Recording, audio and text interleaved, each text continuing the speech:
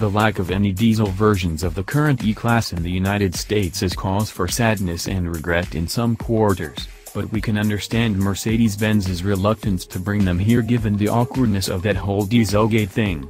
Yet the decision not to import the plug-in hybrid version of the E is more surprising, especially since it has been on sale in Europe for more than a year and uses a version of the turbocharged inline-4 gasoline engine found in the base E300 combined with a generous dose of electrical assistance.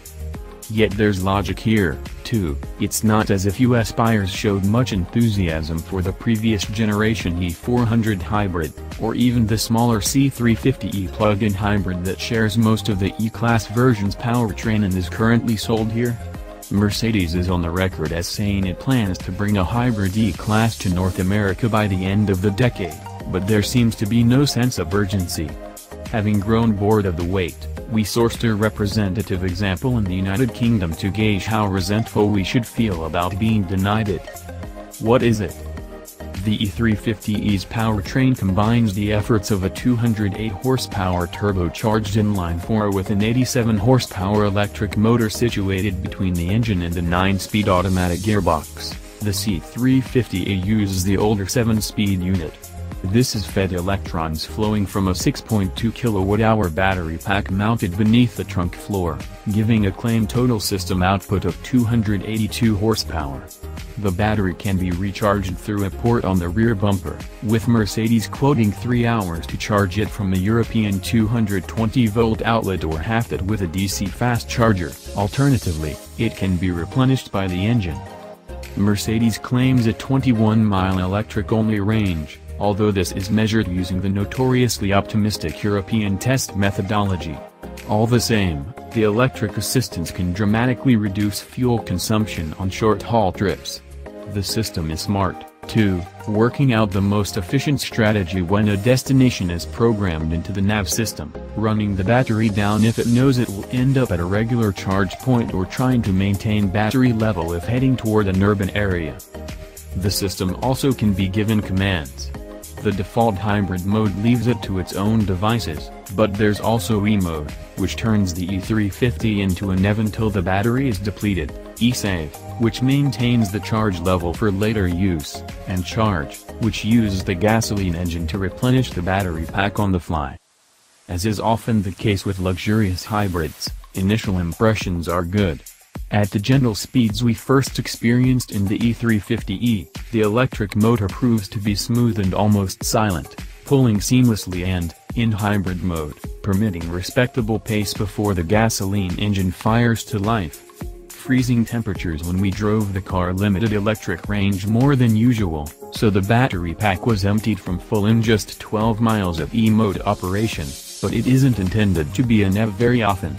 The accelerator pedal incorporates a neat haptic function under electric use, putting resistance at the point where the motor is giving it all. Press beyond it and the internal combustion engine starts, giving near-instant acceleration if you find a sudden need for it. Under acceleration the two sides of the powertrain work together almost flawlessly, but stopping is slightly less composed since at lower speeds the regenerative braking gives way to the mechanical brakes at a quicker rate than the system blends in old-fashioned friction braking. It's surprisingly hard to achieve a chauffeur-smooth halt, normally something at which Mercedes sedans excel. Hybrid hijinks. It's when the E350e is asked to deliver faster progress that it starts to struggle.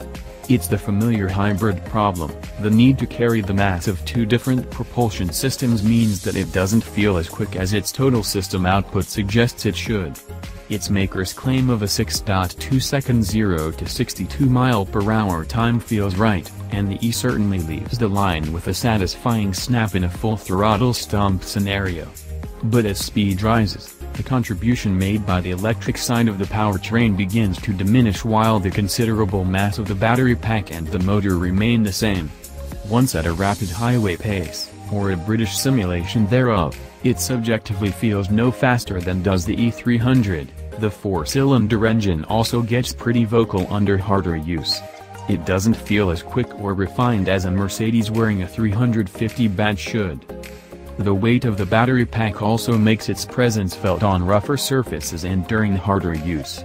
Mercedes claims that the E350e weighs about 4,250 pounds, which is roughly 600 pounds more than a Euro-spec 4-cylinder E300, and 200 pounds more than an all-wheel drive E43 with a twin-turbo V6.